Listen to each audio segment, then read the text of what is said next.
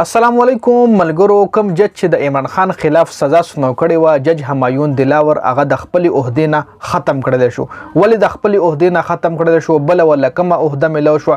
مکمل ډیټیل په دې ویډیو کې تاسو له ملاويږي.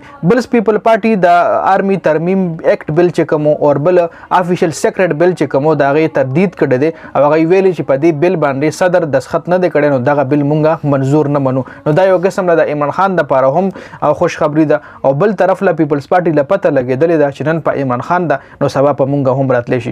نو په دې خبر باندې به هم ډیټیل سره خبره کو. نو ویډیو مکمل وګورئ او مخکې ملګرو سره ضرور شریکئ. راځو جی جج همایون دلاور کم جج چې د عمران خان خلاف سزا سنو کړې و او د کم جج د لاته چې عمران خان تر اوسه پورې جیل کې دی هغه جج د عہدې نه فارغ کړل شو. خو اوس دې ځای کې جج همایون دلاور ولې عہدې نه ختم کړل شو او بل ورته کومه عہده ملو شوې ده؟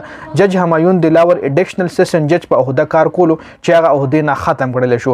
بل د همایون دلاور طرفدار خلک چې کوم دی دا وای چې جج همایون دلاور له د عمران خان په فیصله باندې ډېر زیاتې دمکیانې ملو شوې، نو هغه اف ای سره رابطه کړې و او د غي په خله او د جج همایون دلاور په خله باندې د عہده هغه نه واغشتل شو.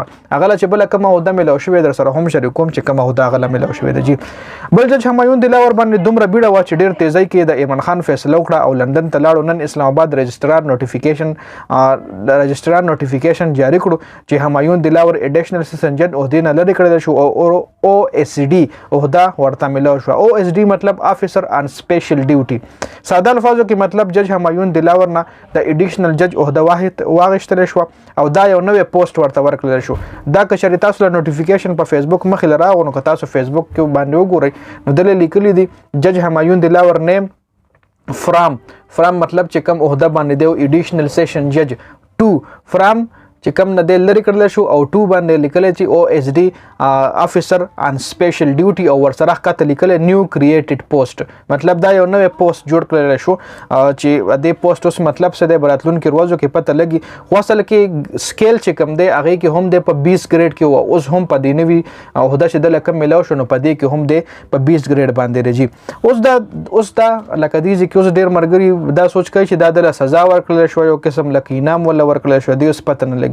ځکه چې عمران خان وکیلانو کله هم کیس لړاولو په سپریم کورټ او په های کورټ کې نو به بار جج لوي چې جج همایون دلاور غلطه فیصله کړې ده، د آئین خلاف تللی دی، د پاکستان آئین خراب کړی دی، نو قسم له دا غله سزا هم ملو شوې ده. جی ځکه چې جج دی عہدې نه لري کړل شي بل عمران خان خلاف فیصله د سنو کړی ده. جی نو چې جج دا هغه عہدې نه لري کړل شي نو بیا دا فیصله هم سویلیو پاتې نشو په کار چې عمران خان بیا هم ریلیز کړي وي. اسلام آباد های کورټ به اوس کړه د جج همایون دلاور فیصله ختمي. مطلب جج همایون دلاور چې کومه فیصله کړې و د عمران خان خلاف نو اوس د اسلام آباد های کورټ کله ختمي دی هیڅ پته نه لګي.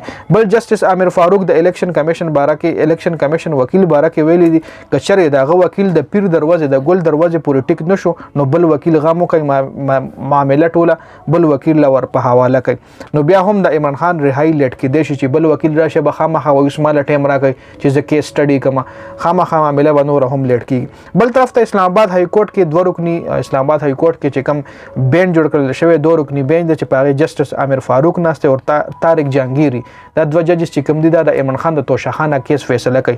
نو دیږي کې کوس چې یو جج د عمران خان خلاف فیصله وکړي یو جج د عمران خان په فیور کې فیصله وکړي نو بیا به هم معاملې لیټ کیږي ځکه یو به خلافي یو به په فیور کې نو بیا به ریفری جج فیصله کوي نو بیا به معاملې لیټ کیږي. بیا هم عمران خان نشي رها کېږي د کچري دغه رنګ وشو د لازم مختلف کیسز ویمه کچری د پیر پروز د الیکشن کمیشن وکیل بیا باندې او چې زه خو بیمار یم او زه نشم درتله نو بیا بسی او کچری مطلب اوای چې زه کیس نه کوم او کیس بل وکیل لور کوي بل وکیل کیس واخلي او بیا بل وکیل وای چې اوس مال ټیم را کوي چې زه کیس سټډي کوم نو بیا بول جج وای جسټس عامر فاروق بولای چې صحیح ده اوکې سټډي کا ټیم واخله او هغه نه علاوه جج عامر فاروق مطلب د عمران خان په خلاف فیصله کوي او بل جج چې کوم دغه د عمران خان په فیور کې راشي دواړه د یو بل خلاف راشي ججان نو بیا بس کی بیا به معاملې ریفری جج لزی نو ریفری جج چې بیا فیصله کوي بیا په هغه کې ټیم لګي نو مطلب چې د کې دیش د معاملې د عمران خان د ریلیز کولو د معاملې نور هم لیټ کی.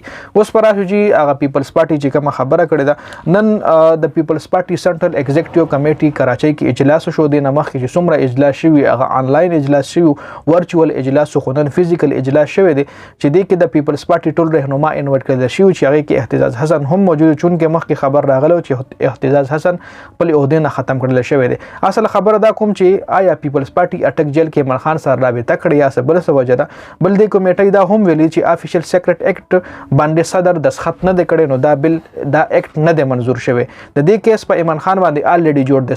افیشل سیکرټ اکټ کیس په عمران خان باندې الریډي جوړ دی او شاه محمود قریشي پکې هم گرفتار دی. په افیشل سیکرټ اکټ بل کې شاه محمود قریشي گرفتار دی او بل طرف ته پیپلز پارټي وایي چې نه دا بل خو موږ نه منو ځکه صدر په دسخط نه کړي او دا بل نه دی منظور. پیپلز پارټي ته هم پته لګیدل ده چې نن په عمران خان دا کوم ورځ تیریږي دا ورځ په مونږ هم راتلی شي نو له هم پته راشي افیشل سیکرټ اکټ بل چې کوم دی په دې کې سبا مونږ هم ګرځې شو. تر اوسه پورې دا اپډیټ ډېر زیات مننه جی. والسلام.